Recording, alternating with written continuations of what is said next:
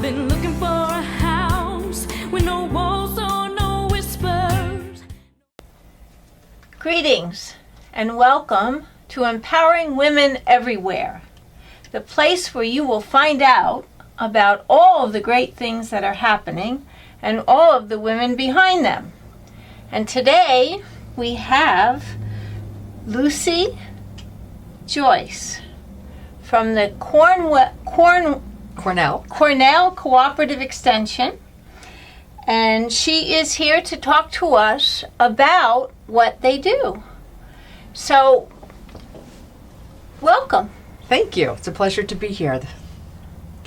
So what do we do? What do we do at Cornell Cooperative First Extension? I'd like to find out, and we were just talking a little bit before, you have an amazing history, and you're actually celebrating your 100th anniversary. We are. So I'd like to hear a little bit about that, how you were formed and Okay. what the mission is and how Okay. you got started. Okay, so Cornell University Cooperative Extension in Orange County, our mission is to, we enable people to improve their lives through experience and research knowledge. And that reaches every part of Orange County and really every part of our families. We're celebrating our 100th anniversary this year because in 1915, then the the Farm Bureau Association was formed. We were part of Farm Bureau. All of Cooperative Extension nationally was part of Farm Bureau until about 1950, when our missions split because Farm Bureau's mission was lobbying and ours was education, and so it was necessary to split the organizations. But how did Cooperative Extension get started? Do you think Yes. people would be interested? I do. It really starts way back in the Northwest Ordinance in the late 1700s, where this concept of the federal government offering land to states for public education. But it really became codified with the Morrill Act in 1862. Mm-hmm. This was the middle of the Civil War, and President Abraham Lincoln really embraced this concept that was developed in Congress. And it was also a carrot, if you will, to encourage the southern states to rejoin the Union so that they too could benefit. So the federal government owned vast amounts of land in the West, and each state was given substantial pieces of that land for them to sell in order for them to build a public university, which would educate the citizenry. This was very important in our young democracy, to have an educated citizenry in the areas of agriculture, military arts and sciences. And so that began. And in New York State, our land-grant university is Cornell University. So basically, everyone's talking about free university for the people and the citizens in the U.S. And we've actually had a system that a lot of people haven't taken advantage of. Well, it's not free. It would still cost you tuition to go to Cornell.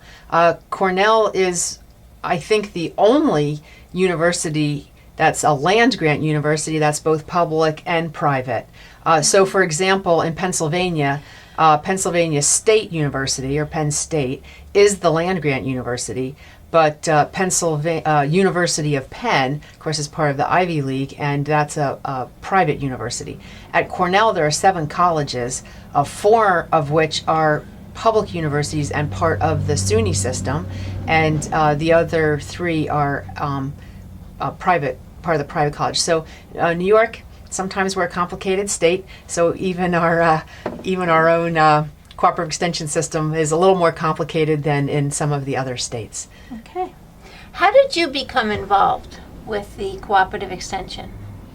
Well, I didn't know that this would be my future way back when. My parents grew up in an urban area in Newark, New Jersey, and Queens, Long Island, and they became interested in raising livestock, and we moved to western New Jersey. I was just 5 years old at the time with 5 brothers and sisters, and we started a little sheep farm, and my mother had us all enrolled in 4-H club, and that's where we learned how to raise sheep, and we had horses and ducks on 42 acres in a small area in western New Jersey. That began my interest in animals. But then I went after college into the Peace Corps, and there was a position there for a 4-H extension agent. Here we call them educators now. And interestingly enough, our cooperative extension system is similarly organized in about 60 different countries, and including Thailand. And so I served for 2 years as an extension agent for 4-H in southern Thailand, in the Songkhla province. So that's when I thought about a career. I hadn't thought about it as a career as a 4-H member, Right. but at that time I was very interested in 4-H in general and 4-H specifically in cooperative extension in general. Although my first job wasn't as a 4-H agent, I'm a little bit unique to the system in that I don't have an animal science degree, but I came in as or a home economics degree. Those would be the two typical ones. Mm-hmm. I have a government degree in emphasis in environmental studies. So when I came back, I had applied for a 4-H position, but then I learned that they had community development positions, and that really interested me. And so then I was hired in Broome County, and for 2 years, and then Orange County with its farm neighbor issues. Right. In the middle 80s, they came up with a community issues position in the agricultural program. And so then I was hired for that position in 1988. And I'd say I've been here ever since. But I worked for 10 years here. I had a 6-year break where we expanded, my husband and I expanded our family. And then I've been back now 11 years. Okay. Where are you located? We're located on Seward Avenue in Middletown. We're at the community campus, which is the old Middletown Psychiatric Center grounds. We're actually closer to Route 211, but you can get us from either County Road 78 or Route 211. Yeah, and we have enormous programs for youth. My goodness, we have 4-H is our hallmark program, and youth from 5 to 7 are called Clover Buds, and then from 8 to 18 are 4-H members, and a wide variety of programs. People are probably familiar with us with animals and what had been at the Orange County Fair for years. But in addition to animals, there's everything from rocketry and sewing, a lot of cooking. But the hallmark of 4-H really is citizenship. We teach public presenting. How many times have you been someplace, well, you're in the media business, but many people are uncomfortable speaking in public, and whether it's for their church group or whatever group, they get very nervous. And so it's a wonderful skill to have, to be able to speak in front of an audience, as well as community service. You know, you have to learn to give back at an early age, I think. Right. And 4-H really embodies that. And also how to run a meeting. A lot of people don't know how to run a meeting. And not that you have to be 100% strict with Robert's rules, but it really is helpful to know how to run a meeting properly. And then I think you have fewer, you have a small group that forms and then personalities get in the way. No, but if you stick to certain procedures, Right. you can not be personal about such things and move forward in a very positive direction. And those are 3 things, well, 4 really. They learn a subject matter. Whatever the subject matter is that interests them, they actually learn it and develop a skill. And sometimes it's a marketable skill. Where are these programs held? All over Orange County. So if someone was interested in either starting a new club or joining an existing club, they would call our office, and we have staff, we call them staff representatives for 4-H, who would meet with them and try to get them into an appropriate club for them. Okay. Now some clubs are countywide, like the Rabbit Club there's only one, and it's anyone from all over the county. Others are very neighborhood specific clubs. Okay. And what number would they call? A 344-1234, and just indicate that you're interested in 4-H, and we'll get you to the right person or take your contact information. And what area code is that in? I'm sorry, 845-344-1234, or they can go to our website and peruse and see if things interest them there, and that's spelled out Orange County, CCE .Orange County .org. .org, yeah.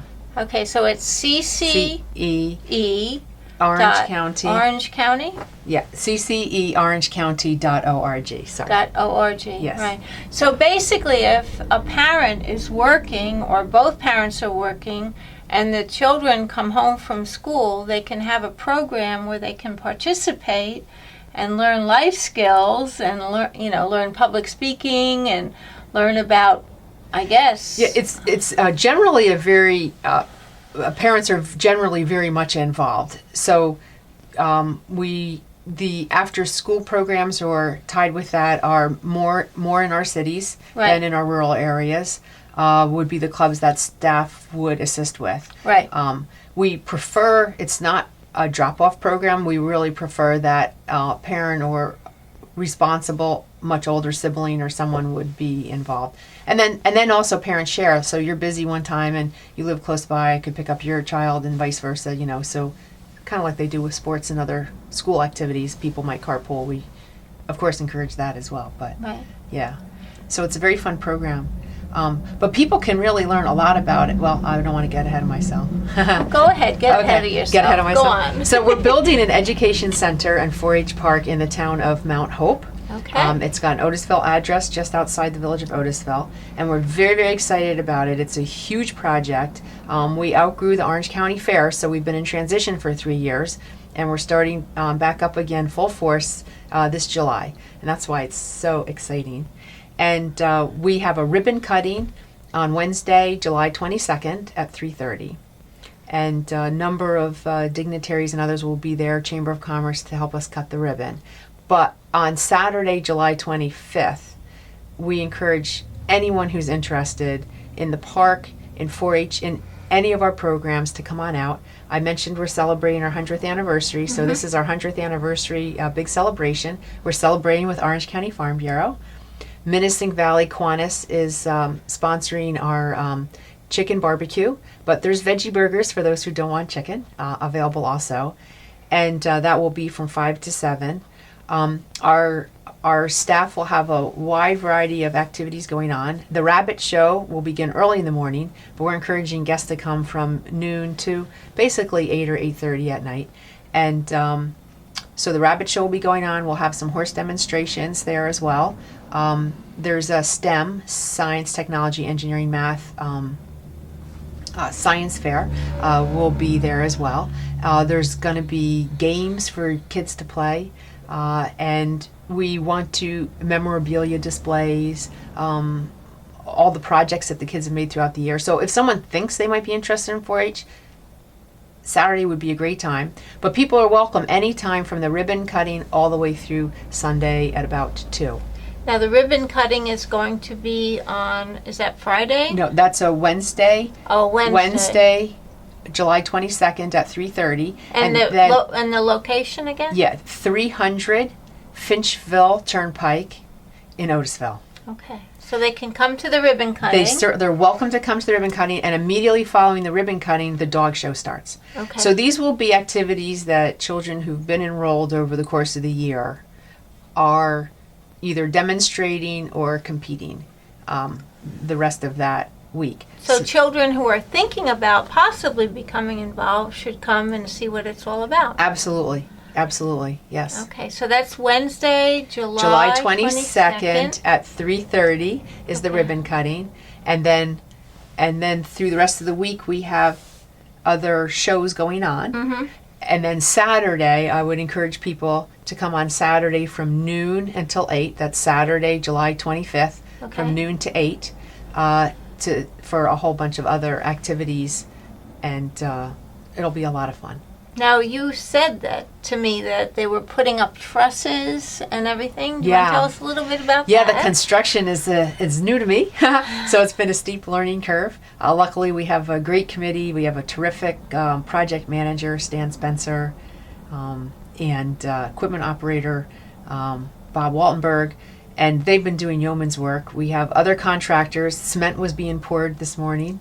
What are you building? We are building 4 barns and an arena. Oh my goodness. An outdoor arena. That will be done by the 22nd of July for our ribbon cutting. So it's very exciting. A lot is happening. And it will be a much larger complex when it's all done. But we're in phases. We're in phase 1, and there's 3 phases of development. So this is about by July 22nd, we'll be about more than halfway through phase 1. How did this all come about? This was an idea that started in 2002 with the idea of a nice, safe place, an appropriate place for our youth to show their skills. And over the years, it's really grown in mission. And now it initially was called 4-H Park, but it's so much bigger than 4-H now. And the town of Mount Hope has been very generous. We have a lease with the town. We looked all through the county for property, and then in 2010, the town of Mount Hope knew we were looking for property. They were interested in buying land that's adjacent to their parkland, and wondered if we would be interested in joining in a long-term lease that we could build our education center and 4-H park. So in 2012, we signed a lease on 54 acres to build this park. So that is incredibly exciting. The type of community that would be involved is that we're building it with where we can and where applicable with green infrastructure. So we'll have different stormwater management practices on the site as well.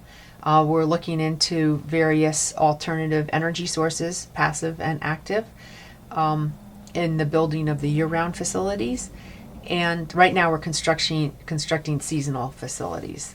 I want to ask you, what does it mean to you to be a woman actively involved in building and improving the community? You know, it's interesting, when I started in the field of agriculture, there were very few women in the field. And even amongst executive directors with Cornell Cooperative Extension, there were mostly men in that position. And now there are many women in both areas. So that's been interesting for me to see that change take place. I feel I have tremendous support from men and women in the county, and I have men and women who are my mentors as well, who've just been really great in offering advice and guiding me with new areas. You know, anytime there's a new area, Right. People are willing to help me. So I do feel empowered with that kind of support. Right. How do you empower women in the community to take the same kind of an initiative as you've taken? Well, we speak with our 4-H youth and our youngsters. We have internship programs. We have I have an intern right now who's a rising senior at Cornell, and she's working with us on the Education Center in 4-H Park. This is my second one. We frequently have interns come through, and interestingly enough, most of them recently have been women. So we do have one male intern this year as well. So how do we empower women? We really, I think, just tell you how it is. One area that I feel fairly strongly about is the need to really dress appropriately for women. And so sometimes the girls wear a little less clothing than we think, and we have the expression, which is for men too, 4-HA, 4-H appropriate. And so they're told when they go places that they need to be appropriate. So for the boys, they can't be wearing their pants down, too low. And for the girls, it's cover up. Yeah. You got to cover up. And I know my own daughter thinks that I'm conservative, which I am. But I think that's very useful for women, that you're known for what you can do. Right, not for how you And look. still look attractive, but Right. yeah. Also, I think what you did with the budgeting and with teaching the nutrition for that woman that was the homemaker was really empowering for her, because Yes. she went from eating improperly to eating nutritionally, getting more energy. Yeah, that was a really great letter to get from her. How our educator Sandra had changed her life, and she took the time to write me a letter about it. We work with tremendous numbers of women in our nutrition program, and we have a couple of nutrition programs, but one of them is specifically tied to families with children, and overwhelmingly, it's the mother that we're working with. Yeah. So. I can imagine, because I know that if you're not getting the proper nutrition, you are not in a good mood. No, it's true. So It's true. I think a lot of the temper tantrums that we may see with some of the young children might be a result of them not having the proper nutrition. And you can't really think about what you're learning if you're not adequately fed. That's true. And we have a number of programs for parenting where we encourage both parents. And this really allows parents to have meaningful conversations about their differences in parenting. And it provides a safe place for them to have that discussion that's usually in an unemotional setting. Right. So for more productive conversation. Yep. I participated when our son was about 2 in Discipline is Not a Dirty Word. And it was really interesting to hear how the other parents might respond to behavior or what have you. And in the class, there was one woman who said it was hard for her children to go to bed. But one of the reasons that became pretty clear to me was that she was giving the child a sugary beverage in the bottle, going to bed. Okay, so there's a lot of red flags with that. And there was a TV on that was like the child could look through the crib and see the TV. Mm-hmm. And the facilitator of the class doesn't say, oh, no, don't do that. We all kind of chimed in. And it makes it for a safer environment. Because it's not like, oh, you don't want to do that, but, well, this works for me. Right. Or this, or what do I do about this? And it's very, very powerful. We also have a Strengthening Families class, and that's the preteens before the communication can go downhill. Right. And so the families start off together, then we separate the parents from the children, and they each work on projects, and then they come back together again, and it's over a meal. And we've had remarkable success, and families writing back years later what a difference it made in their ability to communicate with their child and vice versa. I just have to tell you, no matter what I ask you, I'm totally amazed that you have all these programs. The great thing about working in this job is you learn a lot through osmosis, even if it's not your main area.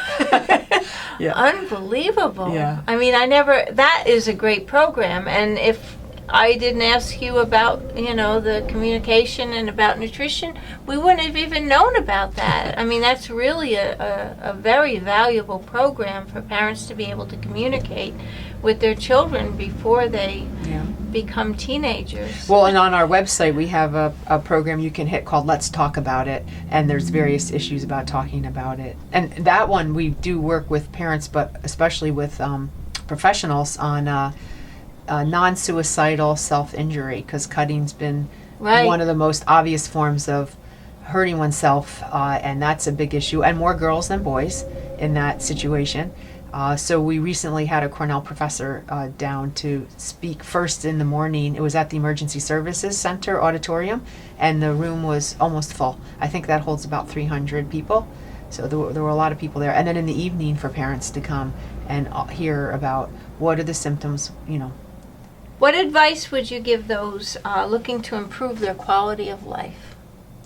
Well, once your basic needs are met, and for some people, they need to have their basic needs met. So, but once you have good nutrition, right, and a safe place to live, I think it's really important to give back, because we feel good when we give back to someone in need or to a community, whether it's simple like a cleanup day at a park, wherever you live, or whether it's being a mentor for boys or girls, big brother, big sister kind of thing, become involved with 4-H, giving back where you have strengths and even maybe where you don't, because you can grow. I think It's just a matter It's of just critical. community. Yeah. Because when you're giving back, or even when you're receiving or giving back, it's a flow of community. So, And a lot of good comes from it. yep. So In your opinion, what are the essential parts of a well-rounded life and a fulfilling community? Balance. Balance for the individual, and then for community would be diversity. I think that's very important. So balance in our own lives, which is getting harder and harder. Our society seems kind of frenetic. And sometimes we have to stop doing good things to do great things. And we get hung up on doing a lot of really good things and run around with chickens with our head cut off. And whether you're a parent having your child engaged in all these different activities, but are you really sitting down and enjoying family dinners? Are you taking the time to really talk with your child? Or are you just running around for organized activities? I think we need to really think about that. But I talk to people with all different stages in life, and it seems like we're all really, really busy. And I think we want to be careful about our busyness and think about what can we take away and what's really meaningful that we need to focus on. And then for the community, I think diversity in the community. And some communities are more diverse than others, whether it's racial, ethnic, religious, economic. But if you don't, being open and enjoying diversity in the world. Now, I had the advantage of twice living in very different countries, and we can learn a lot from each other. I remember you mentioned that you spent some time in Thailand. How long Yeah. were you in Thailand? I was in Thailand as a Peace Corps volunteer for 2 years, and there was a 3-month training program, and was a phenomenal experience. Very difficult. You know, time is different. Time is very different. I can remember making an appointment with a 4-H club for 1 o'clock. This is checking with the group. You know, are you okay? Yeah. Everybody could be there at 1 o'clock. At 1 o'clock, no one was there. You know, at 1:15, no one's there. At 1:30, somebody shows up. And then I ended up going around on my little motorcycle, which is not allowed in the Peace Corps anymore. And the extension worker and I ended up picking up the kids. And, you know, by 3 o'clock, we had the kids to have our meeting, because time is just very different. And the sense of humor is different, and you have to. That's hard, you know, because we want to get things done. We're Right. Americans. We're productive. We have to get things done. You know, the rainy season was very frustrating for me because, you know, I could go to the office, but you couldn't go anywhere because anything that wasn't paved, you couldn't, or not passable.